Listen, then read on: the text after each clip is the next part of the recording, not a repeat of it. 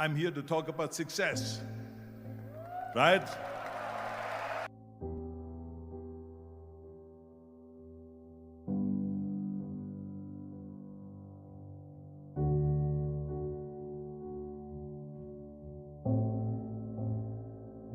The first rule of success is to have a vision. You see, if you don't have a vision of where you go, and if you don't have a goal where you go, you drift around and you never end up anywhere. It's like you can have the best ship in the world, you can have the best airplane in the world. If the pilot or the captain doesn't know where to go, it would just drift around. It would not end up anywhere, or most likely in the wrong place. So I was very fortunate that I stumbled onto my vision. I mean, as you know, I was born in 1947 in Austria after the Second World War. And I didn't really like Austria when I grew up. I couldn't wait to get out of there. I couldn't see myself becoming a farmer or a worker in a factory or anything like that. Even though my parents wanted me to stay there and have a normal life. My father wanted me to become a police officer like he was. My mother wanted me just to stay there and marry a girl with the name of Heidi, hopefully, and have a bunch of kids and run around like the Van Trapp family in The Sound of Music. But that was their vision, not mine. My vision was totally different. I felt that I was born for something special, for something unique, for something big. You know how great it felt that I knew where I was going? Imagine the majority of people don't know where they're going. When you have a goal, when you have a vision, everything becomes easy. Because remember that in America, for instance, when you study, you will see the percentage of people that like their jobs. 74% hate their job in America. Now, there is not much different when you come to Europe. The majority of people don't like what they're doing because they're really not doing it because they didn't have a goal and they followed this goal. They just aimlessly drift around, and then all of a sudden there's a job opening, so they get that job because you have to work. But then when you work, it's a chore. It's work. It's not fun. So if you think about, only a quarter of the people really enjoy what they're doing in life. That is unbelievable if you think about it. So I felt so blessed that I knew what I was doing. It's like a medical student that studies and knows he wants to become a doctor. You know where to go. So I knew where to go. So people always ask me, when they saw me in the gym in the pumping iron days, they say, why is it that you're working out so hard? 5 hours a day, 6 hours a day, and you have always a smile on your face. The others are working out just as hard as you do, and they look sour in the face. Why is that? And I told people all the time, I said, because to me, I'm shooting for a goal. In front of me is the Mr. Universe title. So every rep that I do gets me closer to accomplishing that goal, to make this goal, this vision turn into reality. Every single set that I do, every repetition, every weight that I lift will get me a step closer to turn this goal into reality. So I couldn't wait to do another 500-pound squat. I couldn't wait to do another 500-pound bench press. I couldn't wait to do another 2,000 reps of sit-ups. I couldn't wait for the next exercise, for the next half hour of posing and all the kind of things that you have to do to be a champion. And with the age of 20,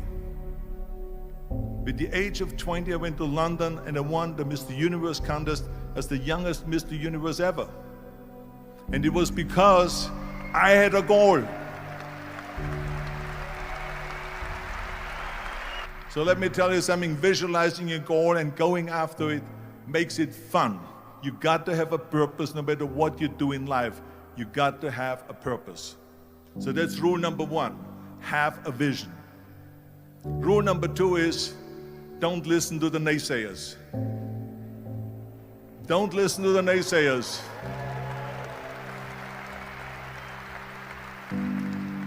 Everything I ever did, the thing that I heard out of people's mouth was, that's impossible.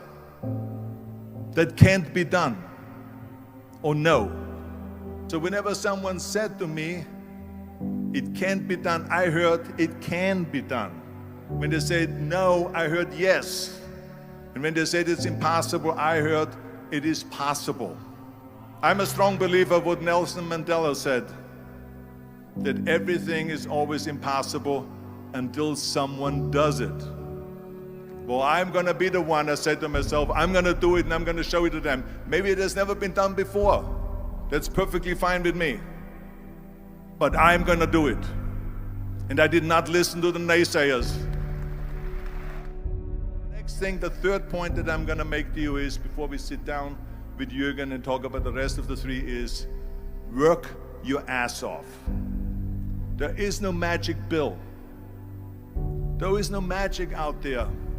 You cannot get around. You have to work and work and work. And it drives me crazy when people say that they don't have enough time to go to the gym for 45 minutes a day and work out, or to do something for 45 minutes to an hour a day to improve, if it is physically improve or if it is mentally to improve.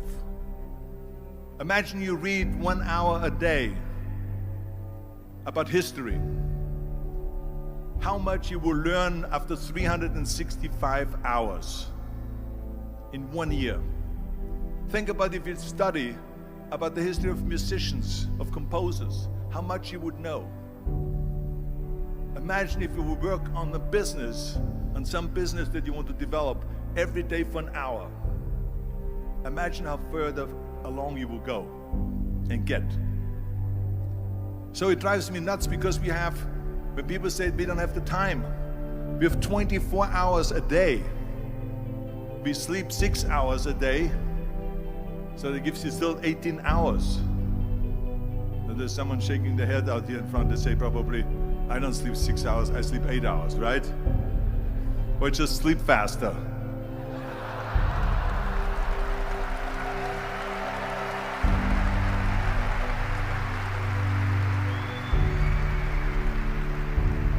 So we have 18 hours a day. The average person works around 8 to 10 hours. So let's assume it's 10 hours, so we have 8 hours left. Then you travel around an hour a day, maybe 2 hours a day. So now you have still 6 hours left. So what do you do with these 6 hours? What do you do with these 6 hours? Then we eat a little bit, then we schmooze a little bit, talk a little bit to people and all that stuff. But you can see how much time there is available if you organize your day. So you got to work hard. I mean, let me tell you something. When I went to America, I went to college. I went and worked out 5 hours a day. And I was working on construction. Because in those days in bodybuilding, there was no money. I didn't have the money for food supplements or anything. So I had to go to work. So I worked on construction. I went to college. I worked out in the gym, and at night, from 8 o'clock at night to 12 midnight, I went to acting class 4 times a week. So I did all of that. There was not one single minute that I wasted. I became very friendly with Muhammad Ali in the 70s. And Muhammad Ali worked his butt off. And I saw it firsthand. And I remember that there was a sports writer that was there in the gym when he was working out and he was doing sit-ups. And they asked him, how many sit-ups do you do? And he said, I don't start counting until it hurts. Now think about that. He doesn't start counting his sit-ups until he feels pain. That's when he starts counting. That is working hard. And so you can't get around the hard work. It doesn't matter who it is. As a matter of fact, I believe what Ted Turner said, work like hell and advertise.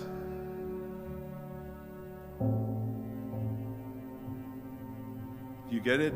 Work like hell, go to bed, and early to rise, work like hell and advertise. So you work your ass off, and then you let the world know about your work. That's what it is all about. Let people know. If you have a company, if you have a movie, if you do a sports, work your ass off, but then advertise and let everyone know. I hate Plan B. And I tell you why. Because we have so many doubters, as I've said earlier, the no-sayers. We have so many of those people that say no, and you can't do it, and it's impossible. That is okay, because we just turn off, as I said earlier, and we listen and we hear the no being a yes. You can't do it, you can do it, and all of that. So that is possible to do that amongst all the negative people around you. But when you start doubting yourself, that's very dangerous.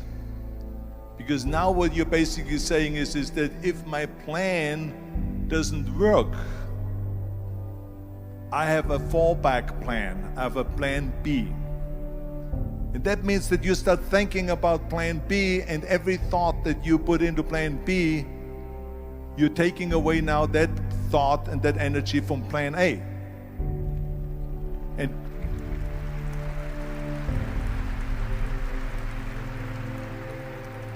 And it's very important to understand that we function better if there is no safety net, because plan B becomes a safety net. It says that if I fail, then I fall and I get picked up and I have something else there that will protect me. And that's not good, because people perform better when there's no safety net. People perform better in sports and everything else if you don't have a plan B. To me, it is very dangerous to have a plan B, because you're cutting yourself off from the chance of really succeeding. And the reason, one of the main reasons why people want to have a plan B is because they are worried about failing. What is if I fail, then I don't have anything else? Well, let me tell you something. Don't be afraid of failing, because there's nothing wrong with failing. You have to fail in order to climb that ladder. There's no one that doesn't fail. We all fail. It's okay.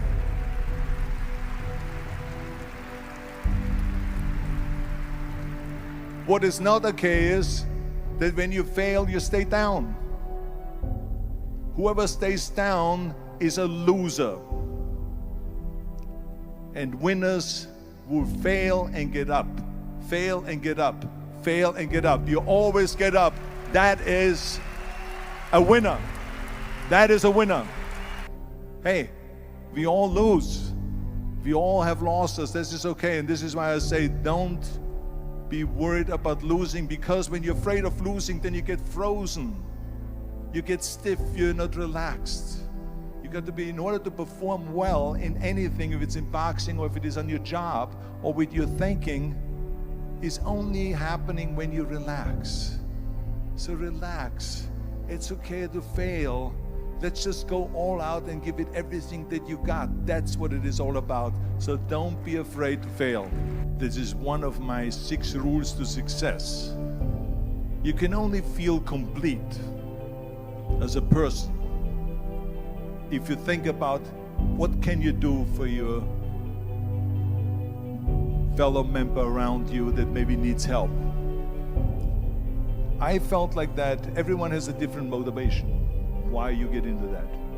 I was an immigrant going to America, and I saw how America was the most generous country in the world. I mean, they opened up their arms to me, they helped me, they invited me for Thanksgiving dinner. The people, they brought me, the bodybuilders in the gym brought me plates to my apartment because I had no plates, I had no silverware, I had no bedware, I had no pillows, I had no blanket, I had no TV, I had no radio, I had nothing.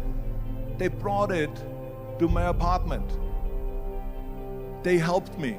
And I saw that firsthand, this generosity in America.